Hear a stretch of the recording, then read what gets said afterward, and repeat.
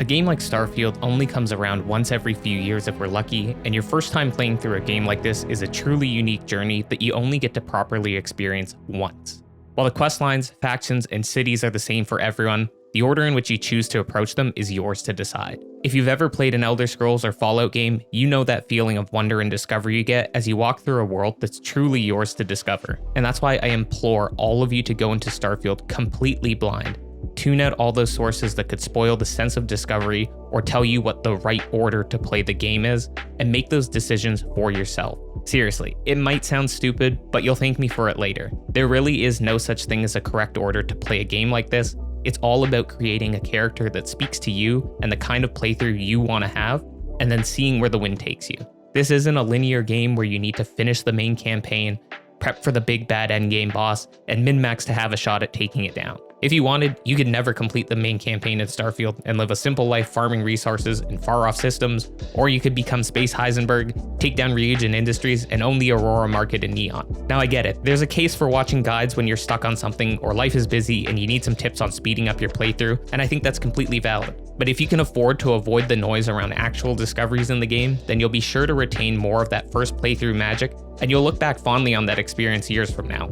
After you've given the game a fair pass, of course, sky's the limit, you find out what you missed along the way, what are the cool builds other people are trying, and what would have happened if you didn't kill the poor adoring fan after you got on your last nerve.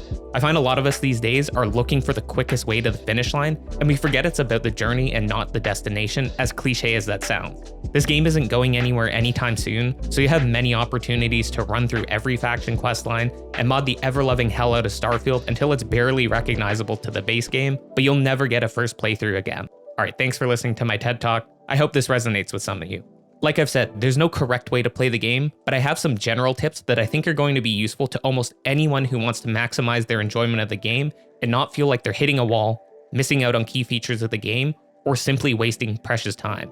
First one is super short. If you're planning to play the game the day it launches, either September 1st or 6th, you should just definitely preload the game if you haven't already, especially if you don't have powerful internet.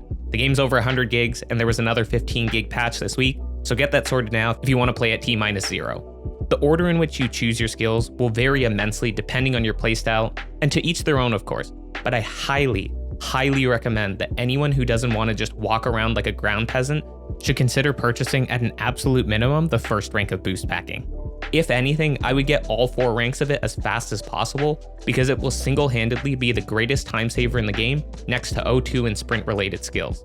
It also adds verticality into the combat equation and just looks super fun, so I don't think you're going to want to miss out on that. Again, with regards to skills, I suggest being careful with how you allocate skill points early on, and specifically to avoid investing skill points into any skill that reduces your damage taken or increases your max health and healing effects, unless you reach a point where you find surviving combat to be truly difficult. These are typically the worst skill investments you can make early on, especially when you can just change the difficulty of the game itself if things get really dicey. You're much better off investing into unique skills that you're interested in having in your core build first, or generally strong skills like increases to carrying capacity.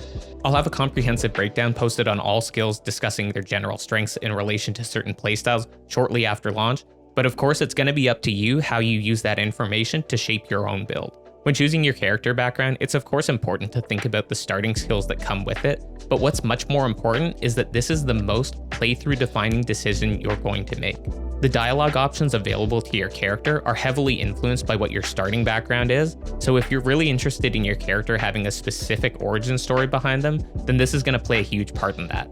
Most of us have heard the quote that there's 250,000 dialogue lines in the game, and I'm convinced that thousands of those lines are dedicated to creating a more unique dialogue experience for each background. And my final tip that harkens back to the point of making your playthrough original is to make those dialogue choices and potentially game-impacting decisions on your own the first time around. Go with your gut or your character persona's gut feeling, and don't rely on a guide to tell you what the right option is when you get plopped in the middle of a United Colonies and Freestar Collective argument. Living with the consequences of those choices is all part of the true RPG experience, and you stand to diminish that if you just follow some guide to get you to a particular outcome. And yes, I can see the irony of all this with me recommending to purchase or to not purchase certain skills, but those are purely for you to save time and unlock the things that will actually matter to your playthrough, versus discovery-based game-altering decisions that you risk spoiling for yourself if you accidentally stumble across it while scrolling through social media.